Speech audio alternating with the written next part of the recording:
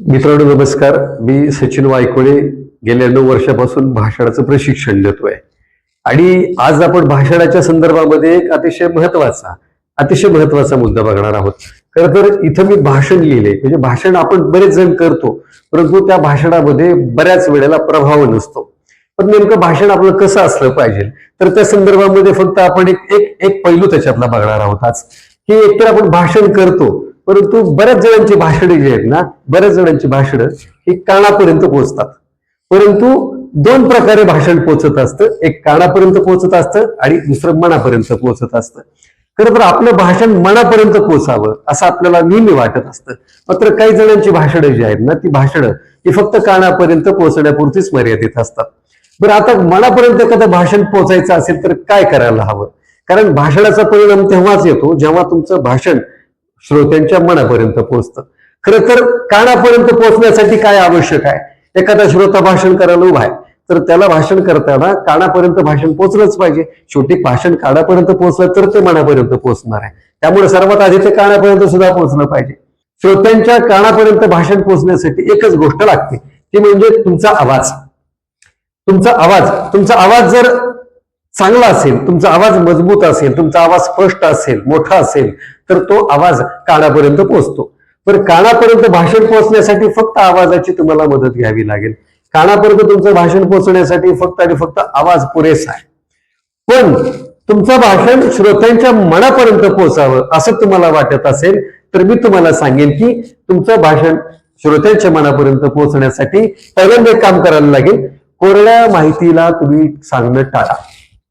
कारण कोरड्या माहितीपेक्षा जिवंत प्रसंग सांगण्याचा प्रयत्न करा. खूप वेळेला आपण काय करतो, वरवरची माहिती सांगतो आणि मग ती श्रोत्यांच्या मनाला भिडत नाही किंवा त्यांचं लक्ष वेधून घेत नाही.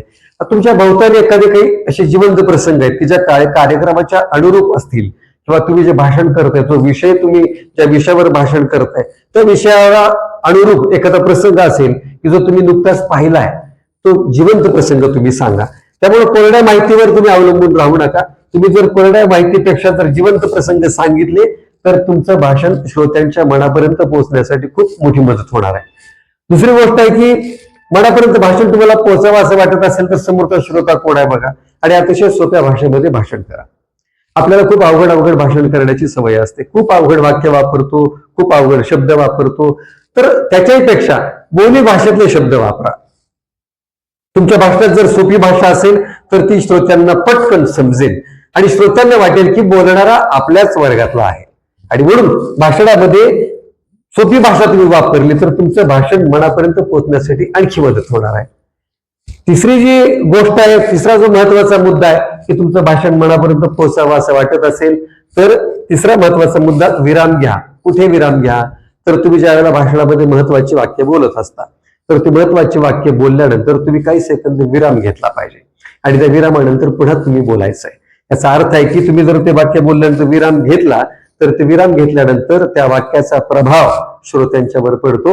एखादं भावनिक वाक्य असतं, एखादं जागृत करणारं वाक्य असतं, प्रबोधन करणारं एखादं वाक्य असतं.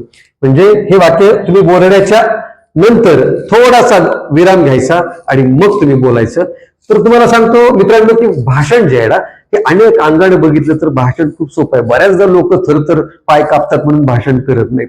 अनेकांना स्टेज फोबिया असतो. बरेच जण बोलायची खूप इच्छा असते मनामध्ये, खूप ओढ असते बोलायची, मात्र भाषण करायला प्रत्यक्षात उभं राहिलं की अजिबात बोलता येत नाही. तर मित्रांनो, मी तुम्हाला आवाहन करेल की सचिन वायकोळे बार्शी हे माझं युट्यूब चॅनल आहे. या युट्यूब चॅनलवर बॉडी लँग्वेजच्या संदर्भामध्ये पण मी काही मार्गदर्शन व्हिडिओ केलेला आहे. त्याचबरोबर तुमची जी घाबरगुंडी उडते भाषणाच्या वेळेला, त्यावर पण माझा व्हिडिओ आहे. तो व्हिडिओ तुम्ही नक्की बघा, आवर्जून तो व्हिडिओ पहा.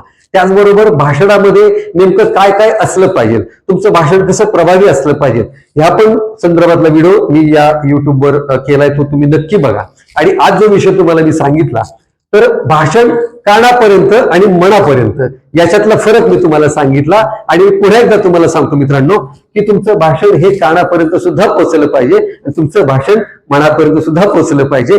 कारण वक्ता जो बोलत असतो तो कानातून मनापर्यंत पोहोचण्याच्या उद्देशानेच बोलत असतो. त्यामुळं तुमच्या समोर जो श्रोता आहे तो ऐकणारा श्रोता आहे हे लक्षात घ्या. फक्त त्या श्रोत्याला ऐकण्यासारखं तुम्हाला बोलता आलं पाहिजे, इतकंच. धन्यवाद.